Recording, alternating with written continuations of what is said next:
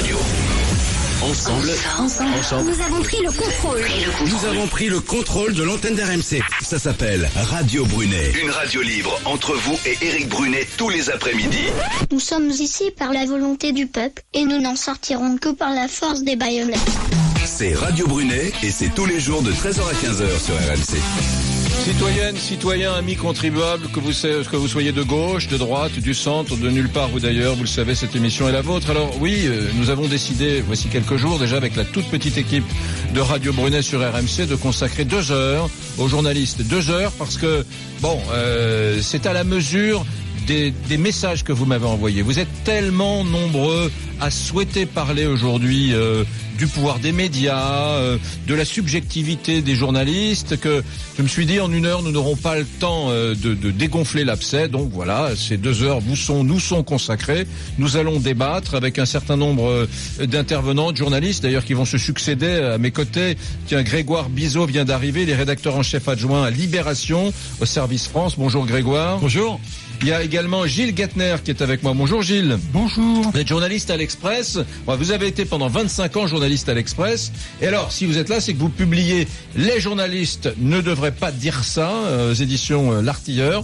On va en parler dans quelques instants. Un titre qui fait écho d'ailleurs au bouquin de Davet et l'homme. Un président ne devrait pas dire ça. Et il s'assoit à mes côtés. L'immense Laurent Neumann. Bonjour Laurent. N'en fais pas trop Eric, bonjour. Le gigantesque Laurent Neumann. Mesdames, messieurs, 13h07, qu'est-ce qu'on fait? Manon d'abord. Bonjour Manon. Salut Eric, bonjour à tous. Tu vas bien planter le décor du Brunet-Métrie. Il faut dire une chose, c'est que j'ai volontairement mis en ligne le Brunet-Métrie hier en fin d'après-midi pour que les gens puissent voter sur mon compte Twitter. Donc, il y a déjà énormément de votes Eric. Du coup, il y a un Brunet-Métrie unique aujourd'hui. Le Brunet-Métrie, c'est est-ce que vous faites confiance aux journalistes, oui ou non? Pour l'instant, sur ton compte Twitter, vous êtes plus de 6500 déjà à avoir voté et vous nous dites à 87% non, vous ne faites pas confiance aux journalistes.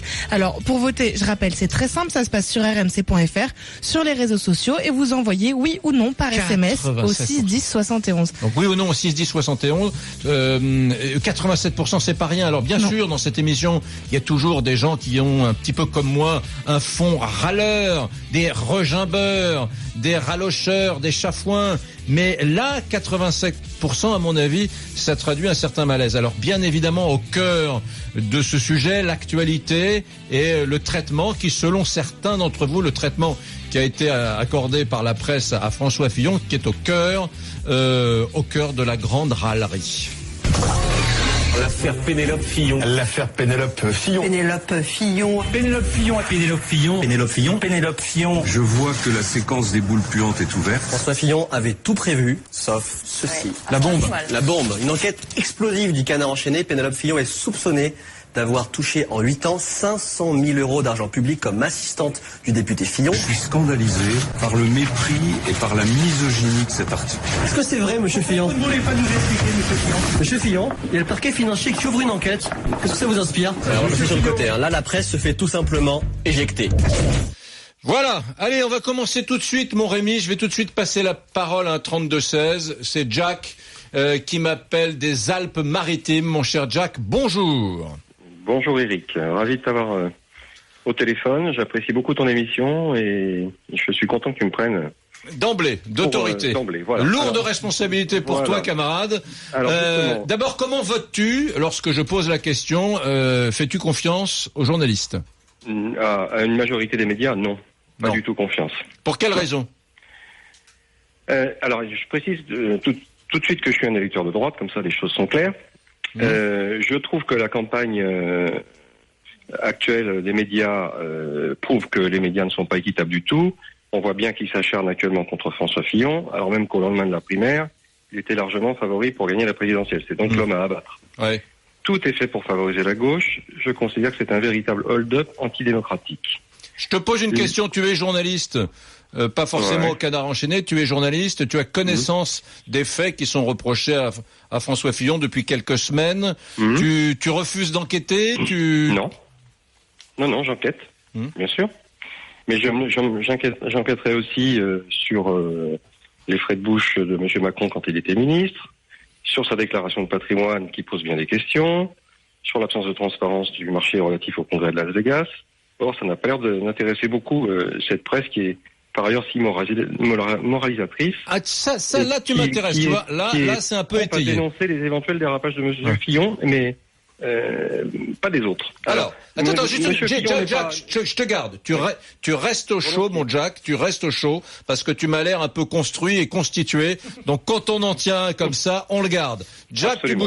Tu bouges pas. Grégoire Bizot, Laurent Neumann. Jack dit un truc intéressant, c'est pas un idiot. Il dit pas, fallait pas enquêter sur François Fillon. Il dit, en gros, nous avons une presse investigatrice de talent. Pourquoi a-t-elle uniquement creusé sur le cas Fillon, et pourquoi n'a-t-elle pas davantage investigué sur le cas, par exemple, Macron? Voilà. Grégoire Bizot de Libé. Mais elle investigue, elle fouille, elle cherche sur le cas Macron. Elle trouve pas grand-chose pour l'instant. Quand elle trouve pas, c'est difficile de faire des articles dans lesquels il y a rien, par définition. Donc c'est vrai qu'il y a, j'entends parfaitement cet auditeur, je comprends, mais on a l'impression qu'il aimerait qu'il y ait quelque chose. Soit. Mais c'est pas parce qu'on aimerait qu'il y ait quelque chose qu'on va en faire forcément faire émerger une réalité qui n'existe pas. Donc pour l'instant, en tout cas, moi je parle de ma boutique à Libération, on travaille, on regarde les conditions de financement de En Marche, on regarde en effet sa déclaration de patrimoine, on relève les choses qui sont pas forcément très nettes, pas forcément très floues. Voilà. Mais parfois il y a des pistes objectives qui auraient à tout le moins dû susciter des articles. Je suis assez solidaire de ce que dit Jack. Moi, je suis assez d'accord. Bien évidemment, Fillon, il faut faire son travail de journaliste. Il n'y a pas photo. Bon, mais enfin, je trouve qu'il y a moins de moyens d'investigation qui sont mis en place sur Macron. Par exemple, les grands deals qui sont faits alors que Macron est ministre à Bercy, bien évidemment. Les grands deals qui sont faits sur le nucléaire français avec l'Angleterre, sur des sociétés comme Technip. On sait très bien qu'il y a au cœur de cela la banque Rothschild, qui est une banque d'affaires à l'époque, qui sont ses anciens collègues. Voilà, la question aurait pu être soulevée. Attention, je suis pas en train de dire Macron est coupable, complot, conflit d'intérêts, etc. Je dis la question, à tout le moins, aurait pu être soulevée par un journal comme Libération. Comme d'ailleurs, la question de sa déclaration de revenus aurait dû être soulevée avant aujourd'hui. Là, elle aurait dû être soulevée il y a 3 semaines, il y a 1 mois, il y a 2 mois. Non mais alors, il faut rentrer dans le détail. Mais alors, rentrons dans le détail. Allons-y. Pourquoi sur la question de la déclaration de patrimoine de Emmanuel Macron, ça n'a pas fait pour l'instant d'énormes articles? Pour une raison simple, c'est que pour l'instant, il y a des choses que l'on comprend pas. C'est-à-dire que, en effet, comme vous le savez, je vous fais grosso modo. Mais c'est déjà énorme. Attendez. Mais non. Ouais. C'est là où il y a un problème. C'est que je vous la fais simple, si je puis dire. Il a touché beaucoup d'argent d'un gros deal quand il était banquier d'affaires. Et on ne retrouve pas dans sa situation patrimoniale nette les fameux 2 millions, grosso modo, du deal qu'il a fait avec Nestlé. Bon. Mais ça, il y a des raisons, il y a plein de raisons possibles. Ouais. C'est-à-dire qu'il a peut-être dépensé son argent, il l'a peut-être, excusez-moi l'expression, claqué, acheté des bijoux à sa femme. Il y a des raisons objectives. Il peut y avoir des raisons objectives. Et là, on entre dans quelque chose. Alors là, pour lequel il peut y avoir débat, c'est compte tenu d'une déclaration de patrimoine personnel, on rentre dans un domaine qui est le domaine de la vie privée. Est-ce qu'il faut qu'on aille demander à Macron de nous éplucher toutes ces factures et tous ces cadeaux? Alors, jusqu'à présent, dans la presse française, on considérait que la vie privée était un domaine plutôt réservé. Bon, Jack, réponse claire, nette et factuelle de Grégoire Bizot, rédacteur en chef adjoint à Libération, Service France. Jack, quelque chose à rajouter? Il m'a pas convaincu, parce que j'aimerais qu'on mette la même ardeur à éplucher la situation des autres candidats, pas spécialement Macron, mais également les autres. Or, je constate qu'on tape seulement sur la droite, beaucoup sur Fillon, un peu sur Marine Le Pen, et quasiment pas sur les autres. Et la ficelle me paraît un peu grosse. On voit bien dans le traitement de la presse que la grande majorité du traitement est inéquitable. Alors, tu dis toi-même que la presse est de gauche à 80-90%. Jack, juste une chose. Parce qu'il y a beaucoup de choses qui sont dites, et ça, c'est intéressant. Tu viens d'introduire une notion importante, et cette émission, moi qui suis un fainéant, je l'ai un peu travaillée de façon tout à fait extraordinaire aujourd'hui. Et Rémi, qui est à côté de moi, ce matin, a fait le point sur la totalité des éléments statistiques dont on dispose sur les journalistes sont-ils de gauche, sont-ils de droite, etc. Donc il y a 3-4 éléments rationnels qu'on va essayer de te donner sur l'opinion et la façon dont votent les journalistes. Ça va peut-être un peu nous éclairer tous. Des faits, à commencer par une enquête Harris Interactive pour le magazine Média, une enquête qui a été réalisée en mai 2012. C'était juste après l'élection présidentielle, juste après l'élection de François Hollande. Alors, une centaine de journalistes professionnels encartés ont été interrogés via Twitter à cette époque-là, et les 3/4 ont déclaré avoir voté à gauche. Dans le détail, à la question « Pour qui avez-vous voté au premier tour de la présidentielle ?», 39% ont répondu pour François Hollande, Jean-Luc Mélenchon est second à 19%, Nicolas Sarkozy est à 18%. La droite, donc, dans ce contexte-là, était éliminée dès le premier tour. Au second tour, François Hollande avait alors recueilli 74% des suffrages de la part donc de cette centaine de journalistes interrogés par Harris Interactive. Il y a eu d'autres choses, hein. Il y a eu 2-3 autres, oui. Également des enquêtes réalisées dans les écoles de journalisme. Encore une fois, soyons très factuels. C'est une enquête qui a été réalisée, ce sont des simulations faites par les étudiants entre eux dans ces écoles de journalisme. Donc ça concerne quelques dizaines d'étudiants. N'empêche, les simulations réalisées auprès de quelques dizaines d'étudiants au CFJ, centre de formation des journalistes, une des grandes écoles reconnues, les étudiants ont placé en tête du premier tour, donc nous sommes toujours en 2012, François Hollande, suivi de Jean-Luc Mélenchon et de François Bayrou. À l'ESJ Lille, même chose. François Hollande arrive également premier devant Jean-Luc Mélenchon et Eva Joly. Et puis au CELSA, François Hollande a toujours, puis Jean-Luc Mélenchon, alors que François Bayrou et Nicolas Sarkozy sont troisième ex aequo. Et là encore, la droite est éliminée dès le premier tour. Il y a une autre enquête qui a été réalisée en avril 2001 qui donnait la même tendance. Alors bon, ça veut rien dire puisqu'on parle du fait de voter. L'acte de voter n'a rien à voir, enfin... Pas tant que ça avec l'acte d'écrire ou de travailler quand on est journaliste, Laurent Neumann. Mais quand même, pourquoi est-ce qu'il n'y a pas un peu plus d'équilibre ? C'est quand même étrange. Les gamins qui sont à l'école de journalisme en 2012, là, donc qui sont aujourd'hui des jeunes journalistes dans l'ensemble de la presse française, vous voyez, il y en a pas un qui aurait voté Sarkozy. Ils mettent même Eva Joly devant Sarkozy. Même, c'est quand même étrange. Alors, je n'ai pas fait d'études particulières sur la sociologie des journalistes, encore moins sur la sociologie des étudiants.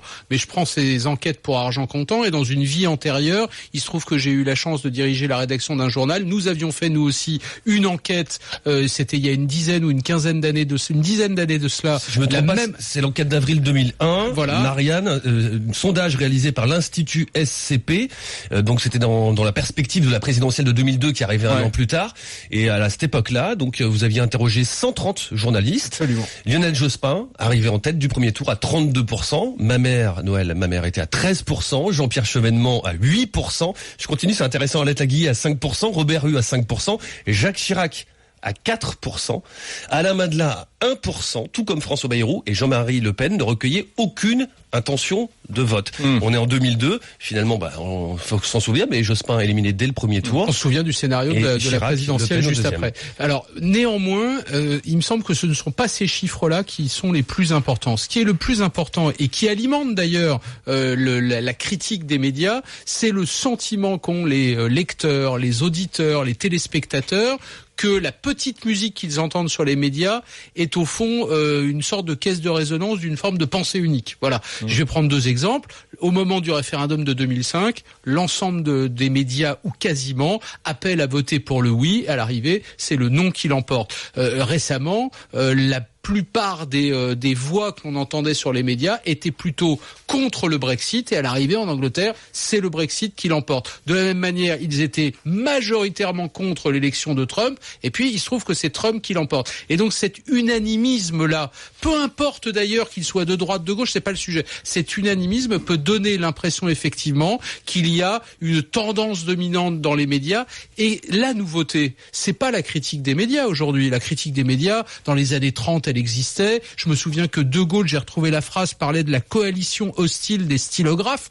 C'est De Gaulle, d'accord ? La coalition hostile des stylographes. Donc c'est absolument pas nouveau. Ce qui est nouveau, très nouveau, c'est que des responsables politiques, en tenant le même discours, peuvent se faire élire grâce à ce discours-là. C'est arrivé à Trump.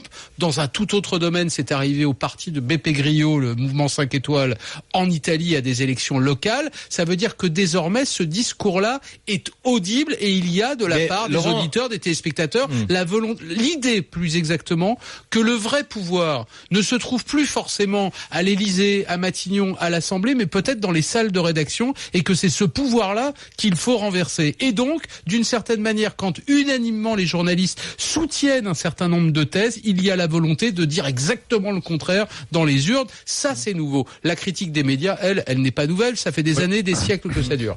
Bizot de Libération. Non, mais je voudrais tempérer quand même, parce que c'est vrai que l'événement référendaire a été un vrai révélateur d'une pensée unique de l'establishment médiatico-économique. Ça, c'est absolument vrai. Par contre, sur l'idée qu'il y ait aujourd'hui une pensée unique dans les médias, moi j'ai envie de dire, les médias n'ont jamais été aussi diverses.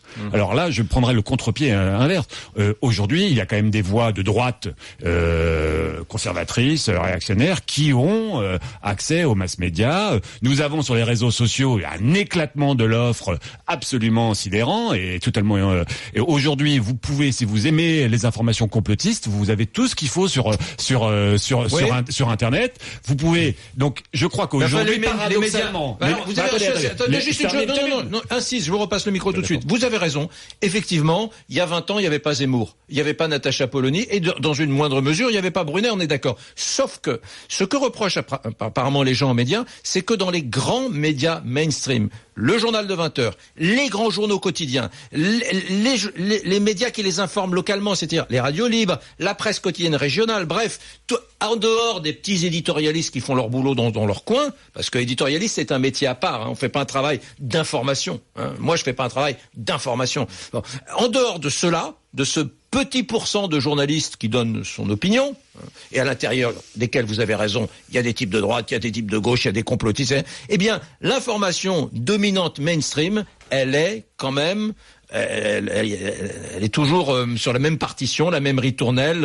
Mais de quoi ce qu'évoquait tout à l'heure Neumann, c'est-à-dire ce sentiment qu'il y a une presse qui est pratiquement toujours du même avis. Mais voilà. Quoi de quoi vous parlez alors? De quoi on parle? Alors, j'ai pas dit ça, donc je vais répondre après à Eric, mais je laisse Grégoire. Non, mais de quoi, très concrètement, de quoi on parle? La presse n'est pas du tout du même avis sur n'importe quel sujet. Regardez la différence entre un Libération, un Figaro, Le Monde, entre Valeurs Actuelles, le Nouvel Obs. Il y a pas je suis pas du tout d'accord. Il y a une diversité d'opinions, de jugements, d'appréciations, de polémiques. Aujourd'hui, le paysage médiatique français n'a jamais été aussi riche, divers, polémique. Alors et ouvert. Je suis pas du tout d'accord. Prenons des exemples très concrets, mais je ne suis pas. Non, vous allez me dire qu'effectivement, Libération n'écrit pas comme dans le Figaro. Je sais bien, mais enlever, vous savez, la presse d'opinion, c'est pas grand-chose. La presse d'opinion, c'est pas grand-chose. Enlever Libération, le Figaro, Valeurs Actuelles, voilà. Et finalement, vous avez 95% de la presse qui informe les gens. C'est la radio. Médias généralistes, pas d'opinion.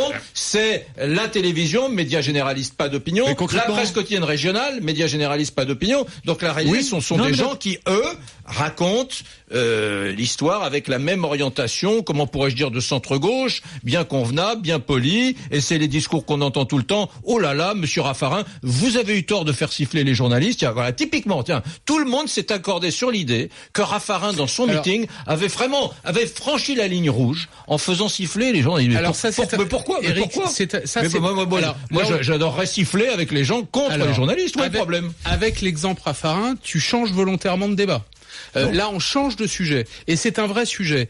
Il y a la tentation parmi un certain nombre de responsables publics, de droite et de gauche, j'allais dire même de la gauche jusqu'à la droite de la droite, la tentation de cibler les journalistes qui présentent un avantage pour les responsables politiques, c'est que dans les sondages d'opinion, ils sont au moins aussi détestés que les responsables politiques eux-mêmes. Premier point. Et deuxième point, pardon, mais quand on est un responsable politique, il y a aussi cette tentation presque mythologique critique, au fond, d'aller au peuple en évacuant tous les corps intermédiaires. Donc, on critique les médias, on critique les juges, on critique les syndicats.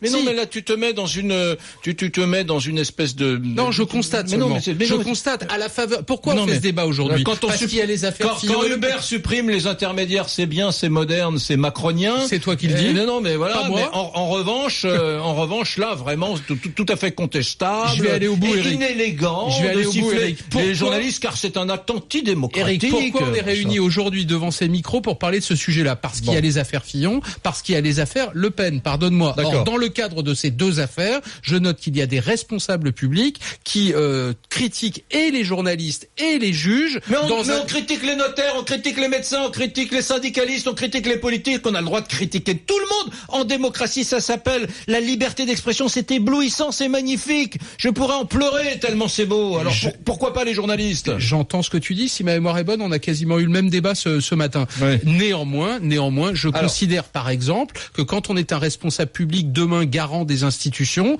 ça n'est sans doute pas une bonne idée de critiquer les intermédiaires et notamment la justice en l'occurrence. Voilà bien bourgeois. Alors mesdames, messieurs, il est 13h26. Il y a Gilles Gettner qui est mon invité. Il est frustré car il n'a pas encore parlé. Il publie « Les journalistes ne devraient pas dire ça ». Gilles, je vous l'annonce, il va y avoir une petite minute de publicité et après ce sera tapis rouge pour vous. À tout de suite. 13h, 15h, Radio Brunet prend le contrôle d'RMC. RMC jusqu'à 15h, c'est Radio Brunet. Éric Brunet. 13h30, Manon, je rappelle que la question aujourd'hui est la suivante. Faites-vous confiance aux journalistes, les votes? Eh bien, pour l'instant, vous êtes plus de 7000 à voter. Ça vote énormément et vous nous dites à 85% non, vous ne faites pas confiance aux journalistes. Alors pour voter, je rappelle, c'est simple, rmc.fr, les réseaux sociaux, @Éric Brunet, ou vous envoyez oui ou non par SMS, c'est le 6 10 71, Éric. Mon Rémi, pendant la pub, tu me disais à l'instant que la profession journalistique est pas vraiment une des profession préférée des Français. Pas vraiment, non. Il y a plusieurs baromètres qui sont faits chaque année. J'en ai pris un, celui ils vont tous dans le même sens. Celui réalisé pour le journal La Croix et tout qui nous dit donc c'est un baromètre qui est paru en janvier dernier, qui porte sur l'ensemble de l'année 2016. En 2016, 52% des personnes interrogées avaient confiance dans les informations qu'elles entendaient à la radio, en baisse de 3 points sur un an. 44% faisaient confiance aux journaux, en baisse de 7 points sur un an. 41% à la télévision, en baisse de 9 points sur un an. Et 26% faisaient confiance au web, en baisse de 5 points sur un an. On l'a compris, la tendance elle est partout la même. Il y a une majorité de Français qui ne font pas confiance aux médias, en tout cas 1 sur 2, et c'est en nette baisse cette confiance sur un an. Gilles Gettner, bonjour. Bonjour, rebonjour. Vous publiez donc les journalistes ne devraient pas dire ça, aux éditions L'Artilleur. Vous avez vous-même été journaliste, vous l'êtes encore à l'Express, aux Échos, Le Point, Valeurs Actuelles, Atlantico. Qu'est-ce que vous, les journalistes disent n'importe quoi, qu'est-ce que vous dénoncez dans votre livre? Moi, ce que je dénonce, si vous voulez, c'est le fait que les journalistes veulent aller trop vite, sont dans l'immédiateté. Et j'ai interrogé les correspondants de presse étrangers à Paris, et tous me disent la même chose. Les journalistes sont prétentieux, ils ont la grosse tête, ils ont le melon, m'a même dit la correspondante de l'Asahi Shimbun, qui est le deuxième journal japonais. Mais alors, elle parle des journalistes français, là, absolument, quand elle me dit ça. Absolument. Ouais. Donc, elle dit donc les journalistes français ont le melon, ils vont trop vite. Ils sont prétentieux, et surtout, ils ne reconnaissent pas leurs erreurs. Ouais. Et ça, c'est quand même une chose. On doit faire notre autocritique. Moi, dans mon bouquin, je fais allusion à certaines affaires où je me suis trompé, où j'ai annoncé les affaires sont connues, où la presse s'est engouffrée dans les affaires de l'AMNEF, dans les affaires Dumas, et in fine, qu'est-ce qui s'est passé? Non-lieu pour dans certaines affaires, relax pour Roland Dumas. Et comment réparer quand il s'agit pas de faire soi mea culpa et de dire j'ai péché, mais enfin ça pose un problème. C'est ce qui s'est passé dans l'affaire Bettencourt, où il y a eu un non-lieu pour Nicolas Sarkozy, qui a été quand même nettement assaisonné par Le Monde. Je critique pas. Moi, j'ai été journaliste d'investigation. Je peux vous dire que en 30 ans, des violations de secret de l'instruction, j'en ai commises. Beaucoup. Oui. Donc, je suis à l'aise. Mais est-ce qu'il n'est pas temps de faire son autocritique, de dire par exemple, quand quelqu'un est mis en examen et qui bénéficie d'un non-lieu, pourquoi ne pas l'écrire de façon aussi importante que le papier qui a été écrit qui l'accusait. Moi, ça me paraît important quand même. Hein. Justement, tiens, je voudrais vous faire écouter 2-3 petites choses. Après, on va revenir un tout petit peu sur Fillon. D'abord, on va sur la chaîne TMC, où sévit Yann Barthès, l'émission Quotidien. Bon, tout le monde connaît, très bien, excellent. Et alors, notre réalisateur, Damien Guittard, s'est amusé à faire deux petits extraits. Hein. L'un, lorsqu'il est question de Fillon, et l'autre, lorsqu'il est question de Macron. Alors, il a fait ça avec sa subjectivité, mais vous allez quand même voir que la tonalité, finalement, est très différente. Est-ce que c'est pas ça, justement, que les téléspectateurs, les auditeurs, ceux qui votent là aujourd'hui dans le Brunet-Métrie, trouvent, du ressort du deux poids, deux mesures? Écoutez, on commence par Fillon, tiens. François Fillon a encore failli nous faire pleurer hier. Oui, il a failli avec son histoire de Crédit Agricole. Vous remarquerez qu'il dit « Nous n'avons qu'un seul compte au Crédit Agricole ». Il ne dit pas « j'ai un seul compte ». Il dit « nous ». Hier, tu étais toute la journée à Nîmes avec le candidat François Fillon. Oui, et on a vécu en live avec Tristan Le Guillou la désintégration de l'équipe Fillon. Et puis la campagne de François Fillon ressemble de plus en plus à celle de Donald Trump aux États-Unis. Jean-Pierre Raffarin, qui a accueilli François Fillon et qui a commencé le meeting, a commencé son discours en faisant huer les journalistes, tout simplement. Bon, alors le ton est taquin, c'est normal, c'est Barthès, c'est ce qu'on aime, formidable. Écoutez maintenant, il est question d'Emmanuel Macron et je trouve que c'est un peu plus obséquieux, hein, écoutez. Je vais essayer de ne pas me faire hypnotiser par vous et essayer de ne pas vous manger les yeux. Marine Le Pen affirme que vous êtes le candidat de BFM, elle dit même BF Macron, je crois, le candidat du Monde, de France Télé et donc maintenant de TF1 et sans doute ce soir de TMC. Vous lui répondez quoi? Si c'était vrai. Vous êtes aussi attractif pour les médias. Sans doute. Nouveau, jeune. Voilà. À chaque fois que vous faites une conf de presse, il y a 200 journalistes. Parce que j'essaie de dire des choses, j'espère. Est-ce que d'après vous, c'est facile de vous interviewer ou pas? Vous me direz à la fin. Alors moi, un mot me vient à l'esprit, le mot enfer. Je pense que c'est un enfer de vous interviewer. On a relevé vos tics. Permettez-moi de vous souffler 2 ou 3 conseils pour l'émission de ce soir. Petit 1, la longueur des phrases. Voilà. Vous êtes plus jeune que moi, vous êtes né en 1977. C'est la première fois que j'interviewe un candidat à la présidentielle plus jeune que moi. Ça risque d'arriver de plus en plus et plus vous durerez, plus ça risque de se reproduire. Oui, oui, je sais. Oui, d'accord, mais là c'est la première fois. Est-ce que vous avez l'expérience? Être président de la République, c'est faire face aux guerres, aux catastrophes, au terrorisme. Est-ce que vous êtes prêt pour affronter cette violence? Sur les grands sujets de société, vous êtes assez frileux. Ce sera quoi votre grande réforme sociétale, le truc aussi fort que le droit à l'avortement, la dépénalisation de l'homosexualité, l'abolition de la peine de mort, le mariage pour tous? Vous allez vous battre pour quoi? C'est pas une question de frilosité, c'est une question de priorité. Emmanuel Macron est dans le quotidien, on revient tout de suite. Voilà. Vous voyez, Gilles Gattner, c'est un petit montage, mais bon sang, les lecteurs de droite, ils voient les deux émissions, ils disent oh là là, c'est insupportable. Qu'est-ce qu'il est gentil avec Macron, qu'est-ce qu'il est dur et radical avec. Oui, alors sauf Fillon. Que. Non, mais c'est la question que je vous pose. Vous avez des années de rédaction. Ça fait combien de temps que vous êtes journaliste? 43 ans. 43 ans de carte de presse.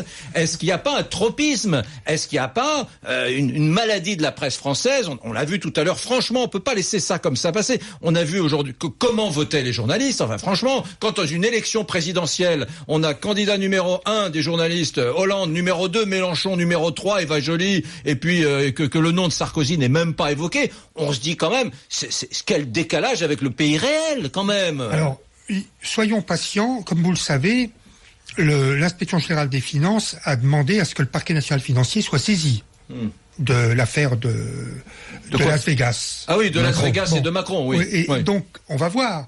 Bon, mais cela dit, est-ce qu'a priori les faits ne sont peut-être pas plus graves pour Fillon que pour Macron? J'en sais rien. C'est la question que je pose, attendons, mais cela dit, le parquet national financier, le parquet national financier a dit jusqu'à présent qu'il allait réfléchir et qu'il manquait d'éléments pour se saisir de l'affaire Macron. Ça viendra peut-être, mais dans 3 mois. Et c'est vrai que vous avez raison, ça sous-entend dans ce que vous dites qu'il a été extrêmement rapide le soir de la parution du Canard enchaîné le 25 janvier, puisque le soir même il ouvrait une enquête préliminaire. Mais je vous signale que c'est pas nouveau les enquêtes préliminaires consécutives à des articles de journaux. En février 2014, Le Point, qui avait révélé que Copé était soi-disant un voleur dans l'affaire Pygmalion, a permis à une enquête préliminaire de prospérer. Ouais. Et vous avez vu que Sarkozy a été mis en examen, renvoyé devant le tribunal correctionnel, et que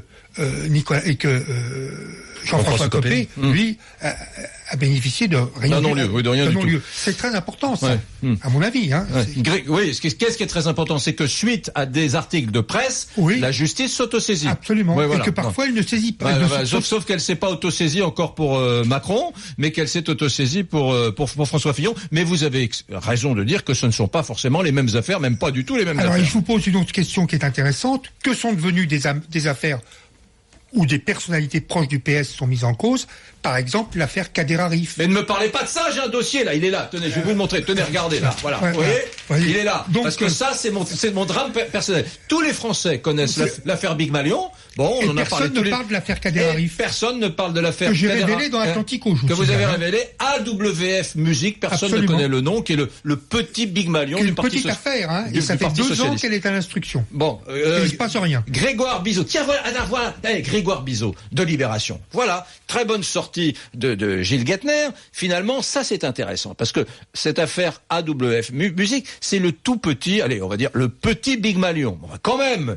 si on avait parlé juste 10 fois moins de l'affaire AWF Musique que de l'affaire Big Malion, déjà les Français sauraient ce qu'est AWF Musique. C'est juste une société de prestations qui organisait des meetings. Il y a eu de la surfacturation de meetings de François Hollande quand même. Il y a eu un secrétaire d'État de François Hollande qui a été contraint à la démission parce que c'était son frère qui dirigeait cette société. Donc Kader Arif a démissionné. Enfin, c'est pas rien. Et pourtant, aucun Français, même un Français surinformé, ne connaît la petite musique, le son, le nom même de AWF Musique, alors qu'on connaît par cœur Big Malion. Est-ce que là encore, la presse a pas été un peu indulgente? Peut-être, je sais pas. Mais enfin, à la fois, c'est pas tout à fait en ordre de grandeur, c'est pas tout à fait les mêmes choses. On est d'accord. On en a parlé. Mais peut-être que ça a entraîné la démission d'un ministre. Hein. Bien sûr, mais au moment où il a été démissionné. Non, mais en ordre de grandeur, les costards de Fillon, c'est pas grand-chose. C'est beaucoup moins que AWF Musique, les costards de Fillon, en ordre de grandeur. Puisque vous parlez d'ordre de grandeur. Attendez, juste une petite parenthèse sur les costards. Pourquoi les costards c'est important? C'est pas parce que c'est ça, ils sont chers. Tout le monde s'en fiche, il peut faire ce qu'il veut de son argent, François Fillon. Pourquoi c'est grave? Pourquoi c'est un problème grave, un problème démocratique qui devrait normalement, qui dans une démocratie qui devrait fonctionner, devrait conduire François Fillon à ne pas se présenter? C'est parce que là, on a la preuve que quelqu'un se met dans une situation d'acheter potentiellement, symboliquement, une relation, de devoir quelque chose au futur potentiel président de la République. Donc ça c'est grave. Ça, c'est grave parce qu'il y a une relation ou de conflit d'intérêt, voire de corruption. Ça, c'est très grave. C'est pas tellement savoir si ces costumes valent 6 500, 7 000, 8 000 ou sous son mesure. Je voudrais revenir à ce que vous avez dit tout à l'heure. C'était vachement important.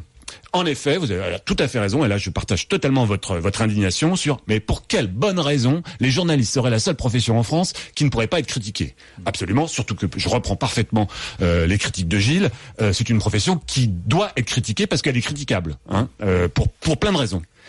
Mais derrière, c'est pas tellement nous, profession, ce qui est important. Ce qui est important derrière, c'est que si on remet en question, non pas les journalistes, non pas ce qu'ils sont, leur statut, mais l'information, c'est-à-dire ce que l'on partage dans le débat démocratique. C'est-à-dire, est-ce qu'on est tous d'accord sur un minimum de vision commune, de perception de la réalité commune? Est-ce que la France est endettée? Est-ce qu'il y a du chômage? Est-ce qu'il y a la menace islamiste? Est-ce que est-ce que l'assistanat, la fraude la fraude fiscale, c'est une réalité ou pas? Si on n'est pas tous d'accord là-dessus, si on n'a pas 90% des Français sur un diagnostic, oui, on partage une réalité. On peut avoir des avis différents. Et ben là, et c'est ce qui est un peu en train de se passer, c'est que le débat démocratique devient impossible. C'est-à-dire que l'échange même, les arguments, les contre-arguments deviennent impossibles. Et la démocratie, alors, je suis peut-être un peu péremptoire ce que je vais vous dire, mais je pense qu'elle est un tout petit peu en danger. Non mais c'est ce qui s'est passé avec Trump. Bizot, les gens qui disent aujourd'hui il y a une presse qui tape trop fort sur Fillon ne sont pas des gens qui pensent qu'il n'y a pas eu d'attentat du 11 septembre. Attention, il n'y a pas de remise en cause de la réalité factuelle. Les gens disent simplement... Il y a une remise en cause de la réalité factuelle. Parce que cet argument qui est de dire ils font tous pareil. Mais non. Vous savez combien sur les 577 députés aujourd'hui touchent le pourcentage de députés qui touchent de l'argent extérieur, de l'argent privé. Combien il y en a? Combien il y en a? Vous le savez? 10. Il y en a 10%. Oui. 10%. Mais ça veut dire quoi, l'argent privé? L'argent privé, c'est pas assez. Il faudrait qu'il y ait davantage de chefs d'entreprise parmi les députés. Non, c'est pas ça. En plus de leur indemnité de parlementaire, de député, combien touchent 10%.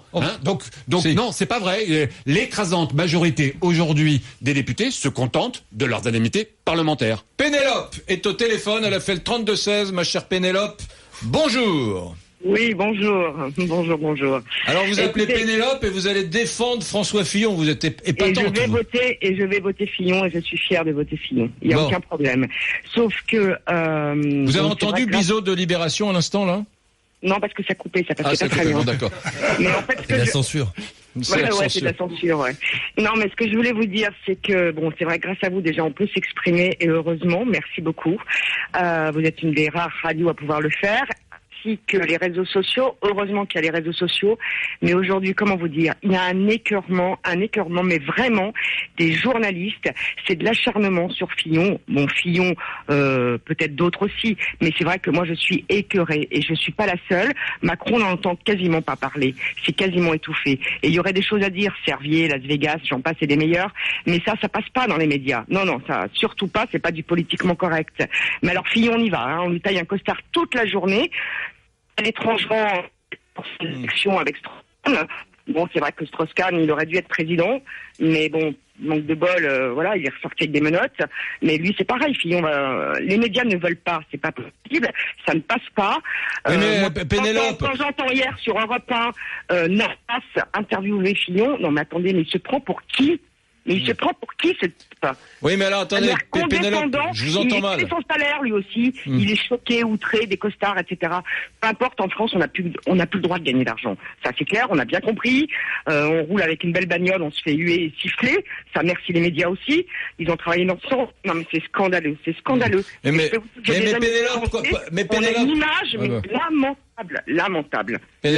Pénélope, Laurent va vous répondre. Laurent Neumann. Bon, moi je me pose une question, mais comme les journalistes sont devenus le diable, je vais me faire juste un instant l'avocat du diable, Pénélope. Il y a quelques semaines, quand François Hollande a été au cœur d'une tempête médiatique incroyable à propos de la sortie d'un livre qui est de Davet et l'homme, où pendant 6 semaines, on a feuilletonné ce livre et il a été traîné dans la boue, critiqué de toutes parts pour ses propos sur les magistrats, pour ses propos sur les joueurs de foot, pour ce qu'il avait dit de Valérie Trierweiler, etc. Est-ce que Pénélope, ça lui serait venu à l'esprit de passer un coup de fil à RMC pour dire, écoutez, là, vous en faites un peu trop sur François Hollande, etc. Je ne crois pas. Pourquoi? Parce que Pénélope, et c'est parfaitement respectable, elle vote François Fillon, elle défend François Fillon, et elle n'en peut plus que son candidat soit critiqué matin, midi et soir. Maintenant, je vais prendre le sujet à l'envers. François Fillon a donné une conférence de presse il y a quelques jours pour présenter son programme économique. À l'issue de cette conférence de presse, des questions ont été posées. Posez-vous la question une seconde de savoir comment se serait déroulée cette conférence de presse si elle avait eu lieu aux États-Unis, en Finlande, avec toutes les informations qu'on vient de découvrir sur l'affaire elle-même, sur l'histoire des costumes, etc. Mais ça aurait été une boucherie pour François Fillon. C'est vrai. Et on ne l'aurait pas laissé respirer une seconde. On lui aurait demandé de répondre précisément à la question combien ont coûté les costumes, qui les a payés, donner le nom, etc., etc. Là, non, ça s'est passé extrêmement calmement. Et donc, les enquêtes, en réalité, elles demandent du temps. Gilles Guethner a raison. Elles ne se font pas forcément sous le coup de l'immédiateté. Ça demande beaucoup de temps de trouver des informations. Je réponds aussi à Pénélope, contrairement à ce qu'on pense, qu'il y a de très nombreux journalistes qui enquêtent sur Emmanuel Macron depuis son redressement fiscal d'avant l'été jusqu'aux questions touchant... c'est pas vrai ça, Laurent.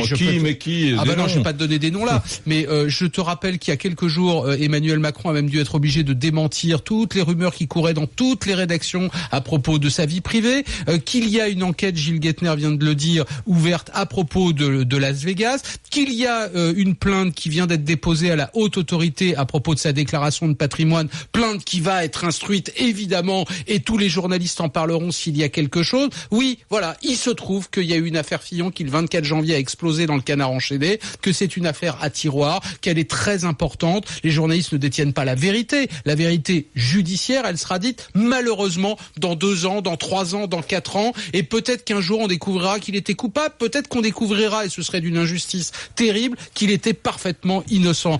Mais en revanche, c'est le rôle de la presse de sortir ces informations-là. Et d'ailleurs, je note qu'à aucun moment François Fillon n'a contesté ces informations. Il a contesté qu'il s'agissait d'emplois fictifs. Mais non seulement il n'a pas contesté les faits, mais il s'en est même excusé. Donc ça veut bien dire que c'est fait par quelque chose de vrai. Voilà.